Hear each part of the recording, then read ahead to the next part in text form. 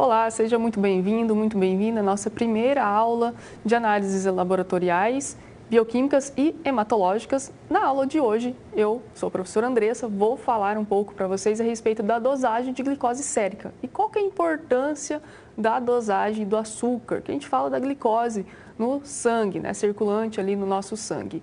Na verdade, é um exame laboratorial muito pedido, sim, rotineiramente pedido pelos médicos, pelos prescritores, em relação a monitorar principalmente quem tem diabetes, né? O diabetes mellitus ali, que nós temos alguns tipos de diabetes, nós temos ali diabetes tipo 1, tipo 2, também durante a gestação, né? A gestante ela tem risco de desenvolver a diabetes devido ao próprio estado ali gestacional, que é a diabetes gestacional, e também nós temos um estado de pré-diabético, que é na condição no qual o paciente ele ainda não se encontra com a doença instalada, não está ali com a diabetes em si, independente tipo 1, tipo 2, mas ele está no estado pré-diabético. O que significa? Significa que ele apresenta os níveis de glicose no sangue alterados, acima do valor de referência. E qual que esse indicativo traz para o paciente? O que traz ali de benefício esse monitoramento, esse pedido, né? Por exemplo, eu vou fazer um check-up, eu vou fazer uma consulta ali com um analista clínico geral ou um médico especialista, enfim. Normalmente, dentro daquela bateria de exames laboratoriais, nós temos o exame da dosagem de glicose sérica. E essa dosagem de glicose sérica vai me trazer ali a concentração de glicose circulante no meu organismo. E de acordo com essa concentração, por exemplo, se ela está ali, o limiar normalmente é até 100 miligramas por decilitro de sangue, se está acima desse valor de referência, claro que esse valor ele vai ter uma pequena alteração de acordo com o tipo de teste, mas a média é ali esse valor de 100 miligramas por decilitro. E dessa forma, se ele se encontra acima desse valor de referência, lembrando no estado de jejum, porque esses testes normalmente é pedido para que o paciente ele tenha uma preparação prévia, lembrando disso. Então, esse paciente ele precisa se preparar antes de realizar o exame. Então, para realizar a coleta de sangue, eu vou falar um pouco mais sobre essa questão da coleta na aula de hoje, mas para realizar essa coleta de sangue, ele precisa ficar ali no mínimo 8 horas em jejum previamente, para que para que essa alimentação prévia não interfira também no resultado dos exames. E dessa forma, nós falamos que a dosagem sérica de glicose é no estado em jejum. Então, dessa forma, a nossa aula prática de hoje, nós vamos realizar um teste laboratorial, no qual é um procedimento feito de forma manual, mas lembrando que esse procedimento também é feito de forma automatizada. Na verdade, a maioria dos laboratórios hoje tem esse teste aplicado de modo automatizado por causa da rapidez, da quantidade de amostra que é possível se realizar ao mesmo tempo, mas claro, nós fazemos de forma manual, primeiro porque quando você realiza o teste de forma manual, você compreende como que ocorre esse teste, né? Então, por exemplo, os tipos de reagentes que utiliza, o volume de reagente e de amostra que se utiliza, o tipo de amostra também, né? Nós utilizamos o sangue, que ele é centrifugado e é utilizado ali o plasma também. Vou falar um pouco sobre essa diferença entre plasma, soro, o tipo de anticoagulante utilizado, né, na coleta de sangue para realizar o teste de glicose sérica e dessa forma esse teste que é feito de forma manual, também é feito de forma automatizada. E lembrando, uma questão muito importante, como eu comentei, que existe ali a doença sendo instalada e também existe o período antes da doença instalar, que seria o paciente ali pré-diabético. Então, por exemplo, eu tenho ali a glicose sanguínea um pouco acima do valor de referência, mas ainda não indicando que ele está com a diabetes. Claro que isso a gente também confirma com outros exames laboratoriais. Mas dessa forma, como a mudança da dieta, a inserção ali de exercícios físicos, mudança do hábito diário desse paciente, é possível melhorar essa condição da glicose sérica. Então, dessa forma, nós vamos iniciar a aula de hoje passando o contexto, o objetivo da aula de hoje para vocês. Então, na aula de hoje, como nós vamos trabalhar a questão da dosagem de glicose plasmática, né, o objetivo da aula é compreender o método de preparo da amostra, né, desde a questão da coleta, o tipo de coleta, de tubo coletado, essa amostra de sangue, a centrifugação, que é muito importante, porque é na centrifugação que nós temos a separação da parte líquida e da parte sólida ali dos glóbulos vermelhos, também da parte das células imunológicas em relação à parte líquida, que seria o plasma, que é utilizado na dosagem. E também observar ali a metodologia analítica empregada, porque nós vamos realizar essa metodologia através do método enzimático colorimétrico, no qual se utiliza ali a questão do espectrofotômetro. Então, nessa dosagem de glicose, nós temos primeiramente, né, então sempre importante lembrar que na aula prática, vocês precisam ter uma organização. Não só na aula prática, mas também ali no dia a dia, no trabalho, no laboratório. A organização é extremamente importante. Por isso que sempre no roteiro a gente coloca, né, eu coloco a questão da lista de materiais que são utilizados, tanto de reagentes quanto de vidraria. E por isso que dentro dessa lista é importante que se tenha toda a organização, né, o preparo prévio ali na bancada, colocando essa vidraria, colocando esses reagentes, a amostra de sangue, para aí sim iniciar o trabalho logo depois que depois que o analista ali, né, os alunos, tudo mais, se equiparem com os equipamentos de proteção individual, luvas, né, se necessário máscara, jaleco e assim por diante. Então vamos dar uma olhada na nossa lista de materiais necessários para a aula de hoje. A questão, como a reação será feita de forma manual e depois lida em um espectrofotômetro, nós utilizaremos tubos de ensaio de vidro de 5 ml, estantes no qual serão suportes para esses tubos, luvas de procedimento, que aqui nós temos a inserção dos equipamentos de proteção individual e também as micropipetas, né? Lembrando aqui que os volumes, nós trabalhamos ali muitas vezes na análises clínicas com volumes muito pequenos, que são os microlitros. Então, dessa forma, nós vamos utilizar micropipetas, uma micropipeta que tem ali o volume máximo de 1000 microlitros, variando de 100 a 1000, e uma micropipeta variando de 10 a 100 microlitros. As ponteiras respectivas, a ponteira azul, que faz a dosagem até em torno de 1000 microlitros, e ponteiras amarelas, que analisa ali, permite fazer o transporte de volumes menores. Cubeta de vidro, no qual será colocada a amostra para ser lido no espectrômetro óptico. E nesse espectrômetro, nós temos a cubeta de vidro porque o comprimento de onda que nós iremos utilizar é em torno de 500. Né? Então, nós temos aqui comprimento de onda de 505 nanômetros, de acordo com a técnica, e está dentro da faixa visível, né? Dentro do comprimento de onda da faixa visível, e dessa forma é a cubeta de vidro. Se fosse em uma faixa que condiz ali com a radiação dentro do ultravioleta, nós utilizaríamos cubeta de quartzo. O equipamento em si para a leitura, que é o espectrofotômetro, o kit bioquímico, onde nós teremos os reagentes necessários, né? Vou trabalhar também essa questão da reação, no qual nós temos enzimas que farão parte da reação química no preparo e resultando em uma coloração respectiva com a concentração de glicose na amostra. A amostra de sangue devidamente coletada, banho-maria, no qual será inserida essa nossa reação, né, perante aquecimento 37 graus Celsius, e o cronômetro digital para realizar ali a nossa avaliação e controle do tempo.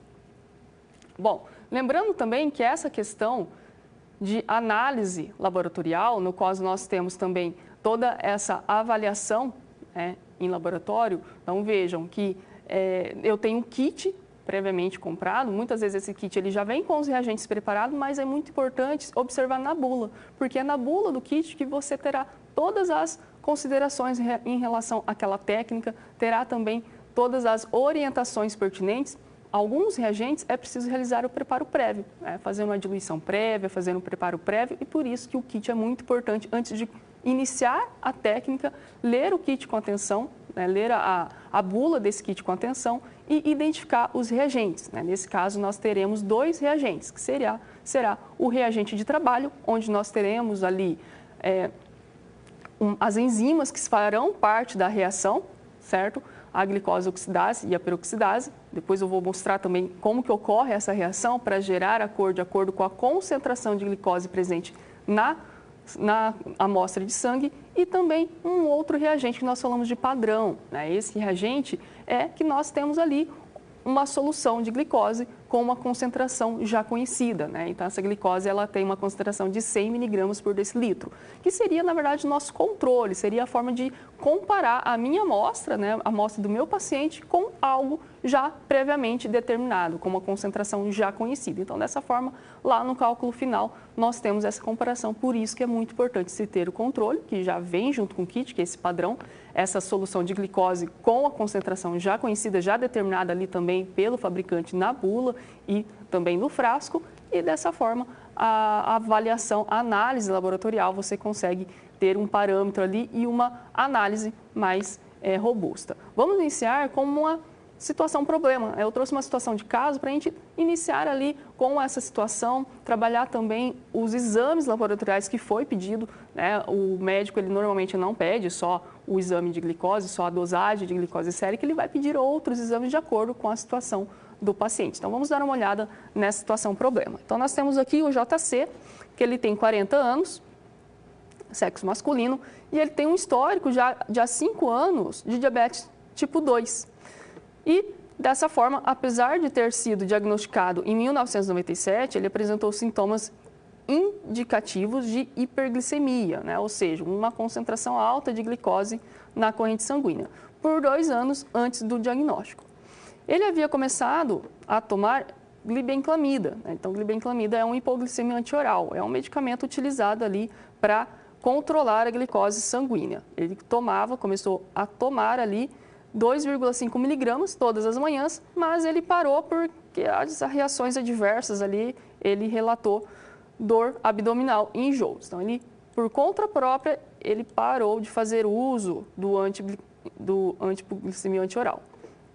E o JC também tomava a atorvastatina, de 10 miligramas por dia, para hipercolesterolemia. Então, por ele ter ali os índices de colesterol, né, elevados no sangue, ele fazia uso de um medicamento das classes das estatinas que fazia o controle dessa hipercolesterolemia. E em consulta médica foram solicitados alguns exames e no retorno ele obteve os resultados desses exames. Vamos dar uma olhada nesses exames laboratoriais. O médico solicitou a dosagem de glicose sérica, então vejam que o resultado do JC estava acima do limiar, então nós temos aqui um valor de referência para adultos de 70 a 110 miligramas por decilitro de sangue e ele estava bem alterado, né? Vejo que está 216,07. Um outro exame também muito importante é a hemoglobina glicada. Normalmente esse exame é pedido para se confirmar a presença ali da diabetes, por exemplo, certo? Por quê? Porque muitas vezes nós temos a interferência do próprio paciente em relação aos resultados do exame. Então, por exemplo, como eu comentei, o paciente ele precisa estar em jejum no mínimo 8 horas antes, certo? Para que, dessa forma, a dosagem de glicose tenha ali uma dosagem referente à concentração em jejum, a concentração basal desse paciente, não seja interferida pela alimentação. Então, por exemplo, que esse paciente não fez jejum, ele fez uma alimentação rica em carboidratos pouco tempo antes de ir para o laboratório realizar a coleta de sangue, né, ou menos ali dentro dessas 8 horas que ele deveria estar em jejum, ele fez uma alimentação rica em açúcar, em carboidratos, e isso pode muito bem atrapalhar o exame. Então, para que se tenha esse parâmetro, esse valor ali alterado da glicose sérica que foi apresentado no exame de JC, de 216 miligramas por decilitro, para se ter certeza que essa concentração de glicose é referente a alguma doença, alguma comorbidade instalada, né, como ele já havia apresentado um histórico de diabetes mellitus tipo 2, para se confirmar que essa glicose alterada era realmente de acordo, né, como consequência ali da doença, principalmente por questões de ele não tratar, né? Vocês viram que ele parou ali de tomar a medicação, por isso se faz o exame da hemoglobina glicada. Por quê? Qual que é a diferença? A glicose sérica, nós fazemos ali uma metodologia colorimétrica, enzimática colorimétrica, e você coleta o sangue do paciente e vai analisar a concentração naquele momento da coleta. Por isso que é importante o jejum. Ou seja, você tem N interferências. Você tem interferência da coleta de sangue, se esse sangue que foi coletado, se teve hemólise, né, se teve ali lise de hemácias, isso pode também interferir. Se esse sangue, ele tem ali uma alta concentração de glicose por causa da falta do jejum do próprio paciente e entre outras questões. A hemoglobina glicada, você avalia a glicose que fica ali junto, ela na verdade ela se instala junto da hemoglobina, por isso nós temos uma interferência muito menor no exame em relação à dieta do paciente. E essa hemoglobina glicada, ela se remete aos últimos 3 meses, mais ou menos ali, de vida ali desse paciente, porque ela demora mais tempo para ser ali degradada. E dessa forma, o jejum em relação aos valores de hemoglobina glicada, a dieta do paciente, não vai interferir em relação aos seus valores. Por isso que é um exame muito importante para se ter ali a certeza da doença sendo instalada e que esse valor de glicose elevado é realmente de acordo, como consequência dessa doença. Vamos continuar dando uma olhada nos resultados do exame de JC. Então, vocês viram aqui que além dele apresentar a hemoglobina glicada elevada e a glicose elevada, o que é um indicativo, sim, de diabetes descontroladas, né? Então, ele pode ter aqui uma diabetes tipo 2 ainda presente e de forma descontrolada. Foi feito alguns pedidos para analisar a função renal, a ureia e creatinina, mas se encontraram normais, e também pedidos para avaliar a função hepática, que também se encontraram normais. Outros exames que se mostraram alterados foi o perfil lipídico desse paciente. Então, nós temos aqui que o colesterol total, o HDL, o LDL e os triglicérides, eles estão acima do valor permitido ou abaixo, né? Como o HDL, ele está muito abaixo do que seria ideal, né? Sendo ali considerado o colesterol bom, que auxilia ali, né, na retirada do colesterol que não faz muito bem, principalmente para a parte cardiovascular. Então, esse paciente ele tem também uma hipercolesterolemia, como também foi identificado anteriormente. Então, esse paciente ele precisa ali ter uma nova avaliação e uma orientação médica de forma que ele realmente siga essa orientação. E aí vem a questão para nós trabalharmos ao longo dessa aula prática, qual é a importância desses exames para acompanhamento da diabetes e quais os riscos da glicemia elevada para o JC. Mas antes disso, é importante relembrarmos alguns conceitos, como, por exemplo, a questão da glicose, a importância da glicose no nosso organismo e também do hormônio insulina, né, que a insulina ela vai auxiliar ali no armazenamento dessa glicose. Então, primeiramente, nós temos ali que a glicose, ela é ingerida, né, nós obtemos através da alimentação, e o glicogênio, ele é a forma de armazenamento. Então, a glicose que é armazenada nas células, ela é armazenada em forma de glicogênio. E quando nós estamos em estado de jejum, o glicogênio, ele é transformado em glicose lá no fígado, e essa glicose, ela é circulante e vai para as outras regiões do organismo. No músculo, nós temos ali uma diferença em relação a essa questão da produção de glicose, né? Ou seja, da transformação de glicogênio em glicose para ser utilizado como energia no nosso corpo no estado de jejum. Então, aqui no músculo nós temos que ele não apresenta algumas enzimas, como por exemplo aqui na conversão do glicogênio, nós temos 2 caminhos, ou forma a glicose diretamente, ou forma a glicose 6-fosfato para depois se ter ali a formação de ATP, ou a glicose para depois formar a glicose 6-fosfato e ter a geração de energia, que nós damos o nome de glicogenólise. E no músculo, nós não temos a enzima que faz a conversão direta e, por isso, é preciso que ele metabolize ali no músculo esquelético através do piruvato do lactato para que se tenha ali a produção de glicose. Então, são vias diferentes para que se tenha o mesmo objetivo, que é a presença da glicose no sangue e o uso da glicose pelas células produzindo ATP, que é importante para todo o metabolismo celular. Outra questão importante é a gliconeogênese. Então, a gliconeogênese é um processo de síntese no qual se utiliza o piruvato, que é isso daqui que ocorre na musculatura esquelética, como eu falei, no qual se utiliza o carbono, o piruvato ou lactato, para se produzir a glicose. E dessa forma, todas essas reações, elas vão ter ali consumo de energia e também produzindo a glicose, que vai estar ali circulante no sistema, no sangue, para chegar até as células e aí sim auxiliar na produção de energia. O pâncreas é uma glândula secretora muito importante, porque é no pâncreas que nós temos as células beta. Então, as células beta são as células nos quais se tem a produção de insulina. Então, aqui nas células beta nós temos a produção de insulina e é a insulina que vai auxiliar ali no armazenamento da glicose nas células sanguíneas. Também no pâncreas nós temos as células alfa e é na célula alfa que nós temos a produção de outro hormônio muito importante, no qual o glucagon ele vai ter ali a ação, né?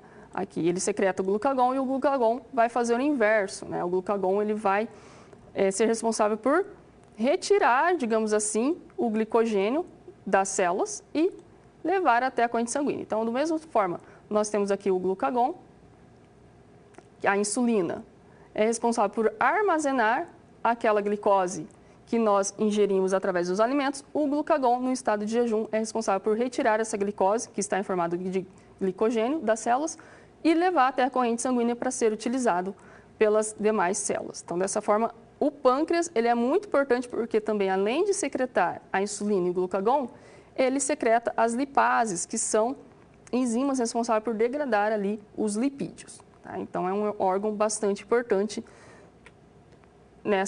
nesse controle da glicemia. Aqui é um resumo em relação ao que ocorre. Então, quando nós nos alimentamos, então, nós temos uma alta taxa de glicose circulante e essa glicose circulante vai estimular as células betas a produzir e liberar insulina no sangue. E dessa forma, o fígado vai absorver a glicose e armazenar em forma de glicogênio. Quando se tem uma baixa concentração de glicose no sangue, aqui seria o estado de jejum, aí sim nós temos o estímulo das células alfa, que se tem a liberação do glucagon e o glucagon no fígado quebra o glicogênio e faz a liberação da glicose na corrente sanguínea. Então, dessa forma, a insulina ela vai promover a entrada da glicose nas células e vai regular ali, ela vai regular a concentração da glicose na corrente sanguínea. E é por isso que nós temos, muitas vezes ali, essa importância. Então, a insulina, ela é um hormônio muito importante para os pacientes diabéticos, principalmente os pacientes com diabetes tipo 1, que é aquela diabetes no qual nós temos a degradação, a destruição das células betas, não se tem a produção de insulina e por isso o paciente precisa fazer a administração de insulina exógena diariamente para que se tenha o controle da glicemia. Vamos falar agora sobre alguns tipos de diabetes. Então, já vendo aqui, revisando a questão da ação da insulina, o controle da glicose, ela vai ser muito importante para essa secreção da insulina e vai estar ali sendo influenciada por algumas questões, como, por exemplo, aumento da concentração da glicose plasmática, como eu comentei, e também a concentração de aminoácidos circulantes, isso daqui de acordo com a dieta do paciente, certo? E também estímulos parasimpáticos e simpáticos, que vão estar relacionados ali à questão da necessidade de uso. Então, por exemplo, você está ali ansioso e precisa realizar uma corrida, você precisa correr. Então, nós temos a ativação do sistema simpático e esse sistema simpático vai influenciar a liberação, o aumento da glicose no sangue para que as células produzam a energia de forma mais rápida.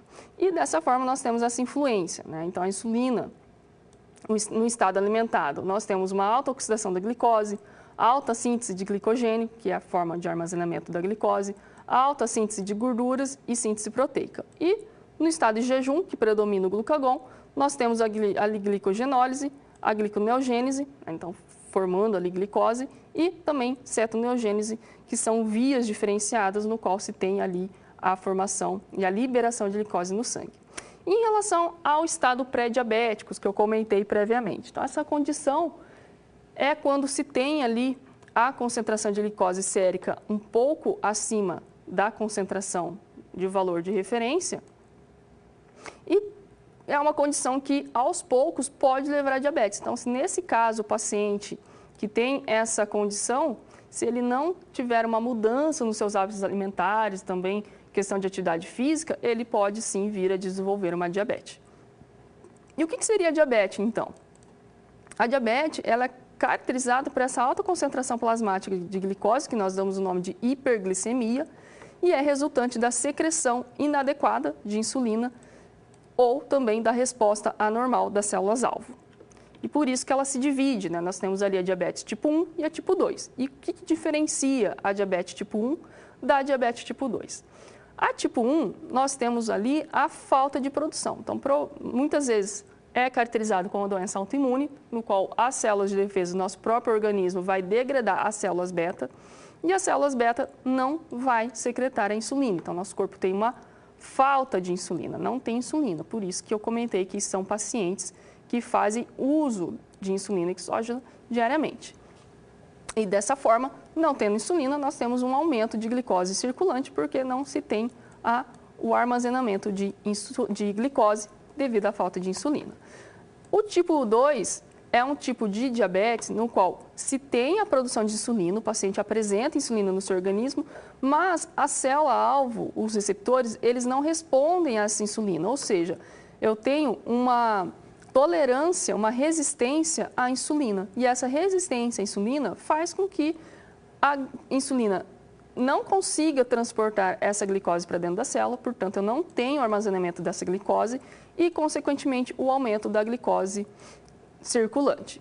Bom, são pacientes que eles, normalmente, a diabetes tipo 2 aflige pacientes mais idosos, também é uma condição que afeta mais pessoas acima do peso, né, acima do IMC normal, né, com sobrepeso, e dessa forma, normalmente, por ser uma resistência à insulina, uma não resposta do receptor, quando se tem a mudança, né, por exemplo, um paciente que ele é obeso, quando se tem a redução do peso, automaticamente, muitas vezes, esse paciente ele tem ali também a melhora da condição da diabetes tipo 2, voltando ao seu estado normal em relação à concentração da glicose sérica. Por isso que é muito importante se ter o diagnóstico correto para que se tenha também o tratamento correto de acordo com o tipo de diabetes.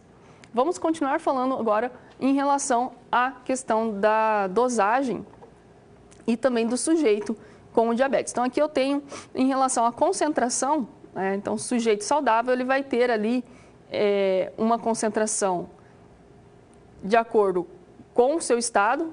No estado em jejum, eu tenho ali no máximo um valor de referência de 100 miligramas por decilitro.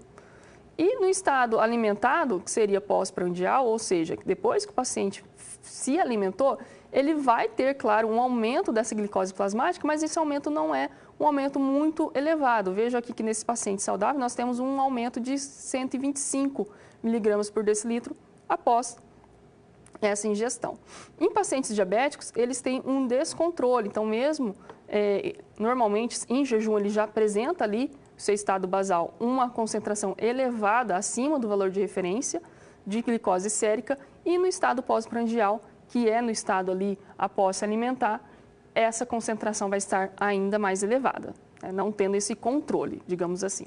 E dessa forma, existem alguns critérios para o diagnóstico de diabetes, né? Então, como eu comentei, na condição normal, nós temos ali, em jejum, menor que 100 mg por decilitro, e após 2 horas do teste de tolerância à glicose, nós temos ali, no máximo, 140 mg por decilitro. Pré-diabéticos são pessoas que, em estado de jejum, já apresentam uma concentração elevada de glicose, variando de 100 a 125, e após a ingestão de alimentos no período pós-prandial varia de 140 a 199. E pacientes diabéticos se tem ali no estado em jejum acima de 125 mg por decilitro, e após a ingestão de alimentos, após 2 horas desse teste, nós temos ali em torno de 200 mg por decilitro. Então, dessa forma,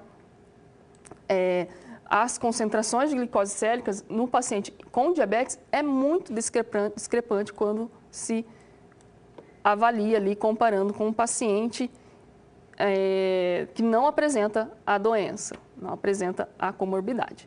Em relação à questão dentre os diabéticos, né, a doença diabetes, o tipo 1, ela aflige cerca de 10% de todos os diabéticos. E o tipo 2 é a mais comum, representa 90% de todos os diabéticos. E existe ali uma significativa predisposição genética no diabetes tipo 1 também, mas no diabetes tipo 2 nós temos ali, além da predisposição genética, que pode envolver os grupos étnicos também, como por exemplo, 25% dos hispânicos com mais de 45 anos têm diabetes. E aproximadamente 80% dos diabetes tipo 2 são obesos. Então, como eu comentei, é um tipo de diabetes muito comum nos pacientes obesos e dessa forma o diagnóstico correto vai auxiliar no tratamento correto também. E os sintomas da doença do tipo 2 são tão graves, não são tão graves quanto o tipo 1, né? Mas uma vez que a insulina ela é presente, e as células elas têm uma resistência à ação dessa insulina, elas são capazes de realizar parte desse metabolismo da glicose. É diferente do tipo 1 que não tem a insulina, portanto, necessariamente o paciente precisa fazer a administração desse hormônio. E o fígado, por exemplo, não se torna produtor de cetonas e resulta normalmente em baixa incidência de cetose em pacientes diabéticos tipo 2, que é uma via de conversão da glicose ali para que se tenha uma via de conversão para que se tenha a produção de energia pelas células. E a produção de cetoses, ela vai trazer ali uma acidificação do sangue, podendo ser perigoso para o paciente. Por isso que a diabetes tipo 1, ela acaba sendo mais perigosa. Em relação às determinações, as determinações da glicose no sangue, nós temos alguns dispositivos também fabricados, desenvolvidos hoje, no qual se permite que o paciente faça esse monitoramento diário.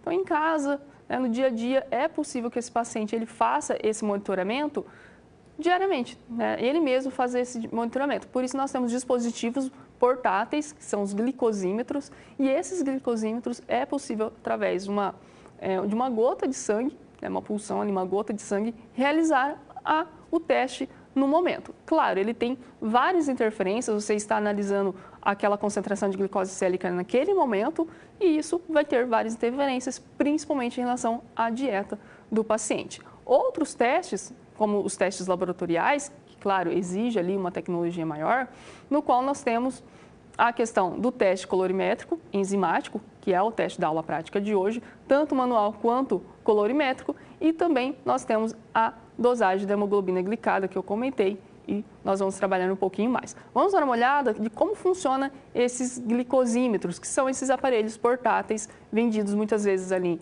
em farmácias, em drogarias, e que o paciente pode ter na sua casa e fazer o acompanhamento da concentração de glicose de forma diária. Então, esse dispositivo são medidores portáteis de glicose, chamados de glicosímetros, e se tornou possível ali esse monitoramento diário, facilitando a vida também dessas pessoas, desses pacientes. O glicosímetro, ele é um aparelho pequeno, ele tem um visor no qual se mostra ali, é um indicativo, tanto no momento de cotejar o sangue na fita, então essa aqui é uma fita medidora, que vem junto ali no kit, e essa fita medidora é inserida aqui no aparelho, e o aparelho, ao identificar a fita, ele vai pedir ali para inserir a gota de sangue aqui na porção final dessa fita. Então, a gota de sangue, normalmente vem uma lanceta, que é uma agulha muito pequena, muito fina, dentro desse kit, que se faz ali a perfuração do dedo, normalmente o dedo indicador, e se goteja o sangue nessa fita. Bom, dessa forma, ele vai fornecer uma medida única e instantânea de todo o quadro de glicose e por isso que mudanças rápidas podem ocorrer em relação a essa detecção. E esses medidores de glicose, eles apresentam fitas que contêm duas enzimas. Então, nessa fita, nós temos ali a glicose oxidase e a glicose desidrogenase, ou hexoquinase. E esses medidores de glicose, da glicose oxidase, eles requerem oxigênio e água para essa reação. Então, portanto, eles são suscetíveis à hidratação ou oxigenação. Então, também a questão de armazenar essas fitas, armazenar esse kit o estado hídrico do paciente, enfim, pode interferir. E as reações medidas pela glicose oxidase resultam na geração de ácido glicurônico e peroxidase de hidrogênio. E isso acaba sendo ali detectado. Então, o glicosímetro ele vai utilizar dois princípios, eletroquímico ou a fotometria de refletância. Então, a enzima, como eu comentei, que é a enzima glicosidase presente aqui na fita, em contato com o sangue, ela vai proporcionar ali reações químicas e quantificação da concentração da glicose. Em relação à refletância, a tira vai mudar de cor de acordo com a quantidade de glicose da amostra, quantificando assim de acordo com a concentração. Então, se a gota de sangue não cobrir também toda a área, isso também é importante, a quantidade de sangue colocado, esse teste de refletância ele vai proporcionar ali um valor falsamente baixo, por isso que é importante cobrir ali toda a parte respectiva da fita com o sangue do paciente para que se tenha ali a medida adequada. E a determinação da concentração da glicose sérica, da concentração de glicose pela hemoglobina glicada. Como que ocorre? Então, a hemoglobina glicada, ela é formada pela glicação não enzimática, com a glicose e a molécula de hemoglobina. Então, veja que nós temos a hemoglobina presente nas hemácias, uma ligação não enzimática com a glicose, e dessa forma é uma estimativa mais confiável, porque ela se remete à concentração plasmática das últimas 8 a 12 semanas. Como eu comentei anteriormente, a interferência do jejum aqui vai ser anulado. Então, dessa forma, se o paciente não fez o jejum, ou o que ocorre também muitas vezes, que esse paciente, ele marca, ele agenda ali a coleta sanguínea e ele começa a fazer jejum, ele começa a diminuir o consumo, na verdade, de carboidratos, de açúcar nas últimas semanas, ou até mesmo nos últimos meses. Então, essa questão também influencia muito na questão da avaliação da glicose sérica pelo método enzimático colorimétrico. E por isso que a hemoglobina glicada ela vai tirar essas influências, esses erros que podem ocorrer, que podem influenciar com a concentração da glicose sérica e vai dar ali o indicativo correto dos últimos de 8 a 12 semanas em relação ao estado do paciente. Dessa forma, essa condição da dieta não vai influenciar tanto no exame quando comparado com a análise da metodologia enzimática colorimétrica. E a determinação de níveis médios da glicose no sangue, nos 30 dias, eles imediatamente anterior à glicose, contribui 50% do resultado e de 90 a 120 dias anteriores contribuem com 10% do resultado. Então, algumas condições podem interferir na dosagem da hemoglobina glicada, também, não é um exame isento de erros, mas é mais sensível, digamos assim, mais específico quando comparado com outras metodologias. Então, algumas condições que podem interferir é a anemia hemolítica. Então, a anemia hemolítica pode interferir devido à lise ali das hemácias. A transfusão de sangue também, se o paciente fez uma transfusão de sangue nos últimos meses, isso pode interferir. Doença renal crônica, doença hepática crônica e tratamento medicamentoso, porque existem alguns medicamentos que podem interferir nessa questão da concentração da glicose sérica. A amostra de sangue em relação à determinação da glicose no método que nós vamos trabalhar na aula prática, ela traz a necessidade de manter o paciente em jejum, como eu comentei, no mínimo 8 horas, claro, é no mínimo 8 horas, mas também existe um máximo, no máximo ali 12 horas, se exceder isso também nós podemos ter uma concentração abaixo do normal ali, do que de glicose, uma concentração menor do que, respectivamente, retrata o paciente. Realizar a coleta de sangue utilizando um anticoagulante inibidor de glicólise, ou seja, o fluoreto de sódio, que é aquele tubo de coleta da tampa, normalmente da tampa cinza. Ele vai ter o fluoreto dentro, por quê? Porque o fluoreto ele vai inibir a glicólise, ou seja, quando você coleta o sangue, o que eu tenho ali? Eu tenho células sanguíneas, células que estão ativas, células que ainda fazem metabolismo, ou seja, elas estão consumindo a glicose. Se eu não coleto o sangue do paciente com o tubo cinza, normalmente é cinza, com um tubo que contém o fluoreto, essas células elas continuam consumindo glicose. Então, até levar esse sangue para o laboratório, realizar a análise e ter o resultado pode vir abaixo do valor que realmente corresponde à concentração de glicose sérica do paciente. Por quê? Porque não tinha ali presente esse inibidor da glicólise, né? Não tinha o fluoreto que inibe o consumo da glicose e as células continuaram fazendo seu metabolismo, continuaram utilizando a glicose e dessa forma a concentração sérica será uma concentração menor. Por isso é muito importante na coleta ter essa atenção. Qual o tipo de anticoagulante, o tubo de coletas que será utilizado, e cada tubo difere de acordo com o anticoagulante presente ou a ausência, né, do anticoagulante, o tubo. Normalmente, o amarelo e o vermelho são tubos que não têm anticoagulante, ele tem um ativador de coágulo ou um gel separador, né, no qual ele tem ali a separação do soro com as hemácias, por exemplo, né, que é utilizado para alguns testes específicos. Da mesma forma que o fluoreto, ele tem ali um anticoagulante, também um inibidor da glicólise e dessa forma ele vai ser destinado para a análise da glicose sérica e entre outros tubos de coleta que também apresentam um anticoagulante específico e é determinado para testes específicos também. Então vamos continuar dando uma olhada em relação a essa questão da coleta que é muito importante. Então além do fluoreto, esse tubo ele vai conter um anticoagulante que é o EDTA, que nós temos ali, pode ser EDTA-K3, oxalato de potássio, heparina, entre outros. E normalmente é um tubo da cor cinza, como eu comentei. Nós utilizaremos o sobrenadante, então esse tubo ele será centrifugado.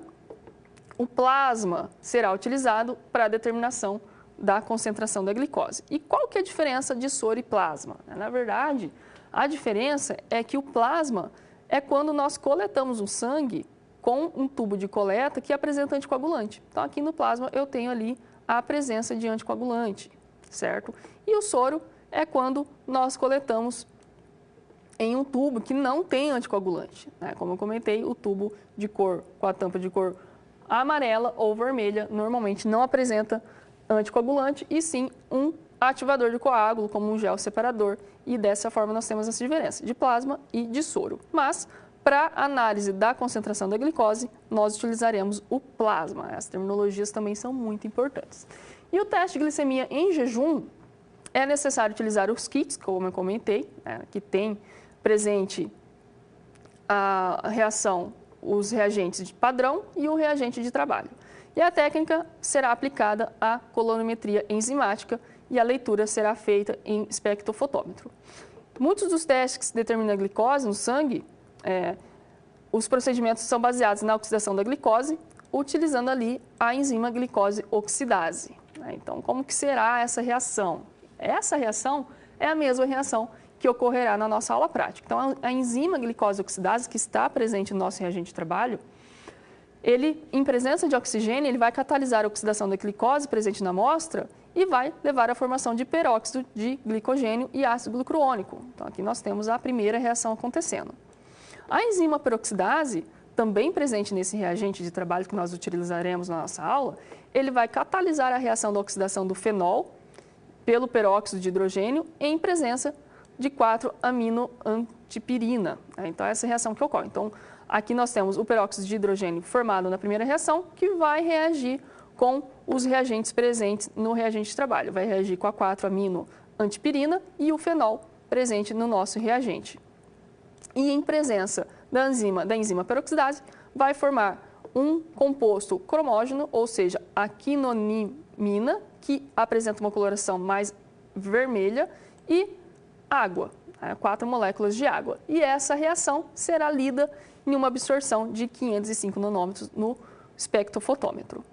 Bom, aqui seria um resumo do que vocês verão na nossa aula prática. Então, aqui nós temos o tubo com o reagente de trabalho, que é esse reagente com essas enzimas, com o fenol, com esses reagentes que eu comentei ali na conversão, né, ali na reação química que ocorre. E aqui, após colocar, né, um tubo com controle, que seria a concentração já padronizada de glicose que vem no kit, que é a concentração de 100 miligramas por decilitro de sangue, a concentração já padronizada e a amostra do nosso paciente. E dessa forma, após a incubação, né, na banho-maria 37 graus, nós temos a coloração mais avermelhada, né, meio violácea, essa coloração, e são esses tubos que serão lidos no espectrofotômetro, certo? E lá no espectrofotômetro, claro, isso diferencia, tá, pessoal? Existe ali vários tipos de espectrofotômetro, também a forma de manusear, mas o básico, todos eles apresentam o mesmo, que é a parte onde se tem a mudança do comprimento de onda. Então, nesse espectrofotômetro específico do vídeo da aula prática, é uma mudança manual, né? Não é digital, é manual, no qual se tem ali a identificação aqui e o ajuste em 505 nanômetros, que é o comprimento de onda que nós iremos utilizar. Também um painel no qual se tem a visualização do comprimento de onda, da absorbância, na verdade, certo? E aqui é onde nós iremos abrir essa tampa e inserir as cubetas acho que aqui dá para ver, uma cubeta aqui com a amostra e também com o branco. Então, voltando, né? Aqui, por exemplo, eu tenho o branco. O que é o branco? O branco da amostra é um tubo no qual eu vou colocar apenas o reagente de trabalho. Eu não vou colocar nem o controle e nem a amostra. Por quê? Eu preciso do branco, vejo que só o reagente ele já tem uma coloração, né? Ele não é transparente, ele já tem uma coloração um pouco mais voltada ali para um amarelo, talvez, né? Um pouco mais marronzada.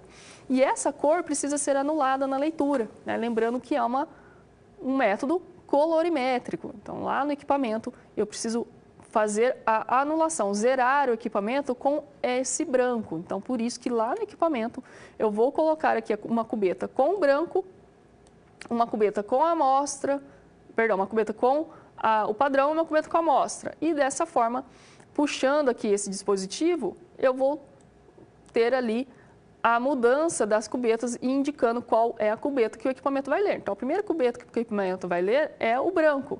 E aqui vai mostrar a absorbância do branco e eu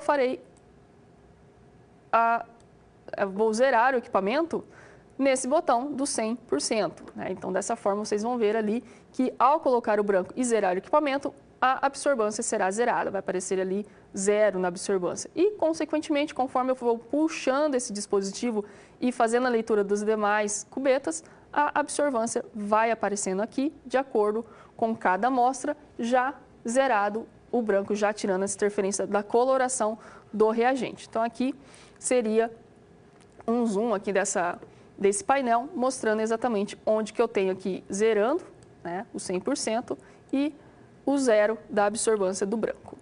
E só, em resumo ali, na espectrometria de absorção, relembrando, né, então nós temos ali o uso da espectrometria dentro da faixa da luz visível, então seriam 505 nanômetros, mais ou menos aqui na luz verde nós iremos ler.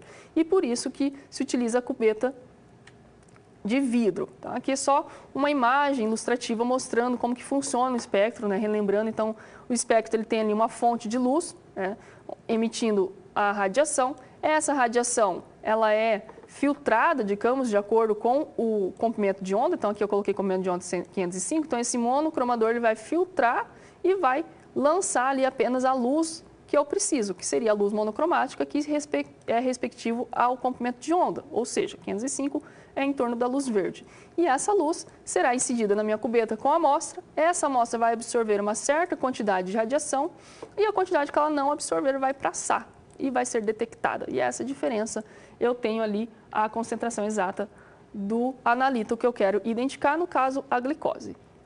E os valores de referência, ele muda de acordo com a idade. Então, nós temos aqui pacientes prematuros, é um valor de referência de 20 a 60 miligramas por decilitro, de 0 a 1 dia varia de 40 a 60, mais de um ano de vida de 50 a 80 e crianças e adultos varia de 65 a 99, 100.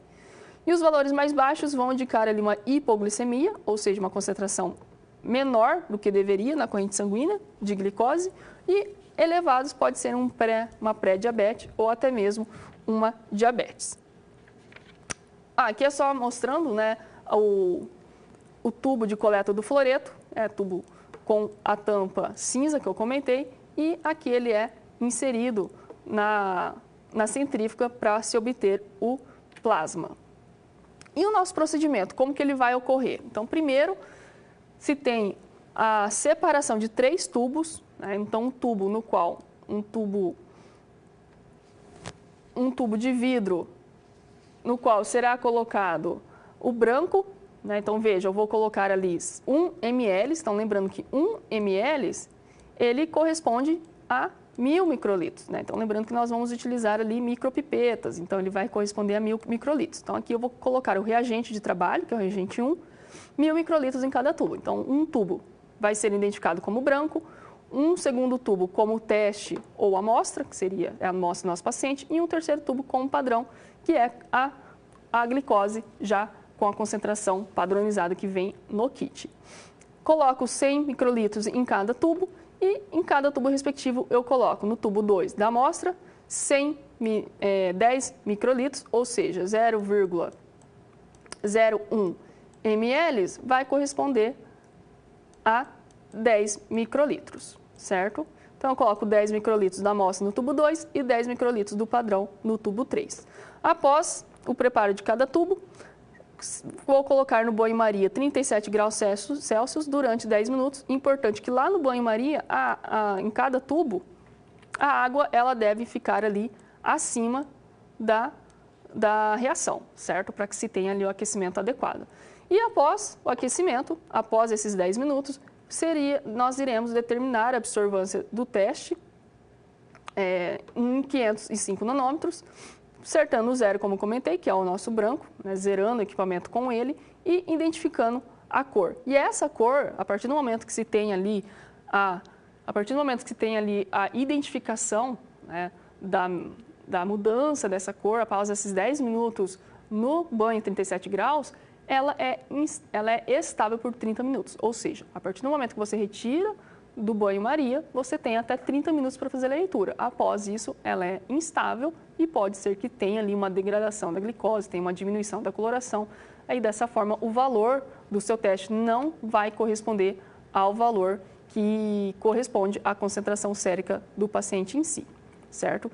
E agora nós vamos dar uma olhada em relação à nossa aula prática. Então, um vídeo que vai apresentar para vocês cada passo, então prestem bastante atenção nos detalhes, né, da metodologia, em relação à leitura do kit, da bula desse kit, o reagente de trabalho e o reagente padrão que eu comentei que vem no kit, também a micropipeta, como, né, fazer o manuseamento da micropipeta, das ponteiras, né, cada micropipeta, por exemplo, micropipeta de 100 a 1000 microlitros, nós utilizamos a ponteira azul, que ela é maior. A micropipeta de 10 a 100 microlitros, a menor, a amarela. Então, por isso, é importante prestar atenção e, ao longo do vídeo, eu vou fazendo as explicações adequadas.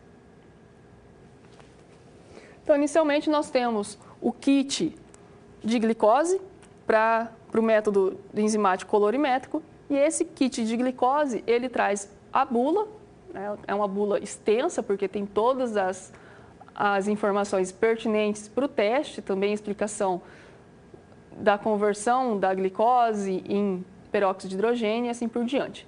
O reagente de trabalho, para que não tenha contaminação, o ideal é colocar a quantidade que será utilizado em um tubo de ensaio, para que não tenha contaminação do reagente, pois quanto mais eu manuseio esse reagente, maiores são as probabilidades de contaminação. A micropipeta de 1000 microlitros com a ponteira azul. Ali eu estou pipetando 1000 microlitros do reagente de trabalho em cada tubo. Então, vejo que eu tenho 3 tubos de ensaio, como eu comentei, o tubo 1, tubo 2 e tubo 3, em uma estante, né, um suporte ali para esses tubos. E a pipetagem sempre, né, a micropipeta de forma vertical, né, e também evitando bolhas ali ao pipetar a amostra, porque as bolhas elas podem interferir no volume. Essa é a micropipeta de 10 microlitros, tá? Essa micropipeta com a ponteira amarela, vocês farão ali a pipetagem do reagente padrão, né? Então esse reagente padrão aqui é a glicose, né, na concentração de 100 mg por decilitro que vem no kit. Então pipetando 10 microlitros, então vejo que é uma quantidade muito pequena.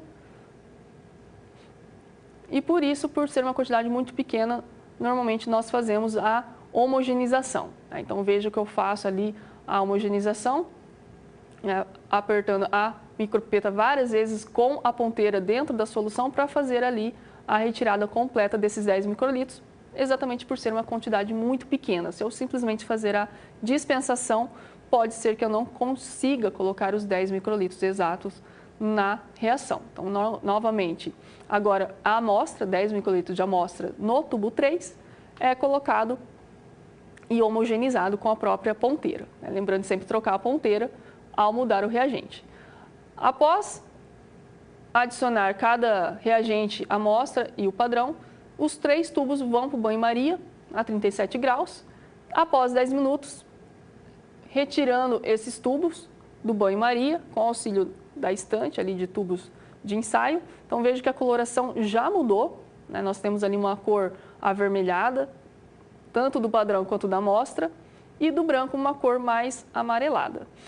No espectrofotômetro, o ajuste do comprimento de onda para 505 nanômetros, como eu comentei, e ali as cubetas. Então, vejo que cada cubeta eu faço a limpeza com um papel macio, né, para que não tenha ali nenhuma rasura na parte externa da cubeta, que pode interferir a análise. E a cubeta ela tem uma parte lisa e uma parte mais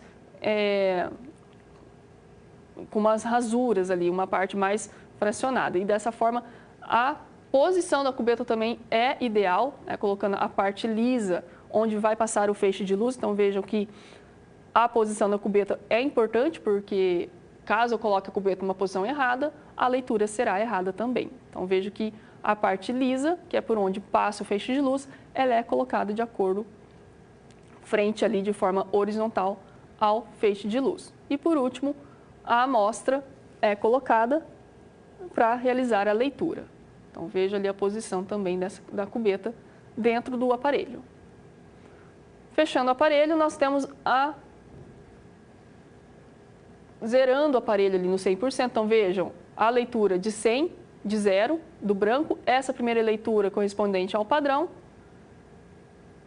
e a segunda leitura correspondente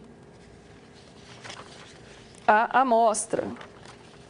Então, nós temos ali já a absorbância, o valor de absorbância de cada reação, de cada cubeta. Retirando cada cubeta cuidadosamente do equipamento. E depois de todo esse procedimento, uma outra parte muito importante é a lavagem das cubetas. Como que eu faço essa lavagem, né? Porque a lavagem da vidraria ela vai fazer parte da rotina laboratorial. E as cubetas, elas precisam ser imediatamente lavadas depois da reação, porque caso se fique ali muito tempo, esse reagente pode ter a coloração dessa cubeta, e isso vai interferir nas outras análises. E, idealmente, lavar no mínimo 3 vezes com água corrente e depois 3 vezes com água destilada. E deixar secando essa cubeta virada, né, com a boca para baixo, para que se tenha o escoamento de toda a água e não fique ali marcas nessa cubeta, porque marcas da cubeta, também marcas ali da luva, das mãos, pode interferir na análise. E deixa secando. Bom, essa questão de limpar a cubeta antes de realizar o procedimento é importante, por quê? Porque na cubeta eu posso ter ali alguma sujeira fora, ou até mesmo o talco da luva, e tudo isso vai influenciar na análise colorimétrica. Vamos agora voltar para a nossa questão do paciente. Então, imaginar que aquele sangue que a gente analisou é o sangue do JC, do paciente. E depois da análise, eu tenho ali a absorvância em mãos. O que eu faço? Eu preciso fazer cálculos. Então, vamos dar uma olhada como que era feito esses cálculos. Então, primeiro, cada leitura eu devo anotar os valores de absorvância e proceder com o cálculo. Então, a equação da glicose é a absorvância do teste pelo padrão vezes 100, porque 100 é a concentração da glicose padrão que eu comentei com vocês. Então, a DO, a absorvância do teste, que é da amostra, foi de 0,363 e do padrão 0,168. Vezes 100, nós temos aqui o valor final da glicose. Então, dessa forma, o nosso paciente, ele apresentou 216,07 mg por decilitro, um valor muito acima do valor de referência. E qual que é a importância? Então, primeiro que o acompanhamento do exame da diabetes ela é muito importante, principalmente em relação à questão da dieta. Esse paciente ele vai apresentar também a importância da diabetes a respeito do acompanhamento médico desse paciente. Então, qual que é a importância de toda essa análise, né, que nós fizemos, principalmente para o JC, que é o paciente da nossa situação problema, do nosso caso clínico lá no início da aula. Primeiro, em relação a avaliar a concentração de glicose, identificar se ele estava fazendo o tratamento adequado para diabetes tipo 2, que ele já foi diagnosticado há um tempo atrás. Outra questão também, avaliar a situação de jejum desse paciente, né, por isso também nós fizemos ali na análise, previamente, a glicose, a hemoglobina glicada e o que ele vai determinar, né? Qual que é a importância desse exame para o paciente, para monitorar, né? Para mudar também o tratamento, se o tratamento aplicado não está sendo o adequado, o prescritor ele pode fazer intervenção nesse sentido e também para que o paciente ele tenha ali a avaliação médica e poder ter o ajuste, no caso JC, como está mais associado também com questões da obesidade, questão da hiperlipidemia, ele vai ter ali o seu tratamento sendo ajustado frente ao diagnóstico médico. Bom, então como resumo, né, como resultado da nossa aula, nós fizemos a determinação da glicose sérica, comparando com outras metodologias aplicadas, tanto laboratorial quanto também o medidor de glicose portátil. Mostrei para vocês o cálculo da glicose final e também todo o processo, passo a passo da metodologia colorimétrica, enzimática colorimétrica, que é feita de forma manual, mas lembrando que essa metodologia é aplicada automatizada, mas tudo que acontece ali, que vocês viram na prática, é feito dentro do aparelho.